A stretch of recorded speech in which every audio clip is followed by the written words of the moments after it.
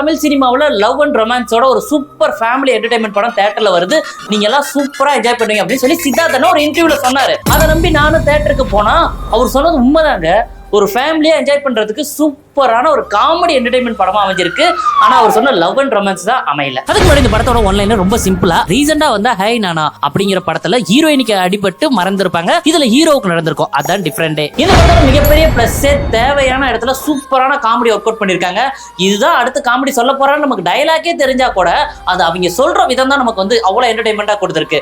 முக்கியமா background score wow அப்படிங்கிற அளவுக்கு சூப்பரா பாத்தீங்க அப்படின்னா மியூசிக் கிரியேட் பண்ணிருக்காங்க. ஆனா அதுக்கு அப்படியே நெகட்டிவிட்டியா பாத்தீங்க அப்படின்னா தேவையில்லாம நிறைய ஃபைட் சீன்ஸ், முக்கியமா சாங்ஸ், அதெல்லாம் இல்லாம இருந்தாலே இந்த படத்துக்கு இன்னுமே பிளஸ் அமைஞ்சிருக்கும்னு தோணுது. அதை விட பெரிய ஹைலைட் இந்த படத்தோட ஹீரோயினியும் அந்த லவ் சீன்ஸ் தான். ஏன்னா அந்த ஹீரோயினி தேவையான அளவுக்கு ஆக்டிங் கொடுத்துருக்காங்க, ஆனா அந்த லவ்ல ஏதோ ஒரு சோல் இல்லாத ஃபீல் மட்டும் தான் அதிக டைம் வந்துருச்சு.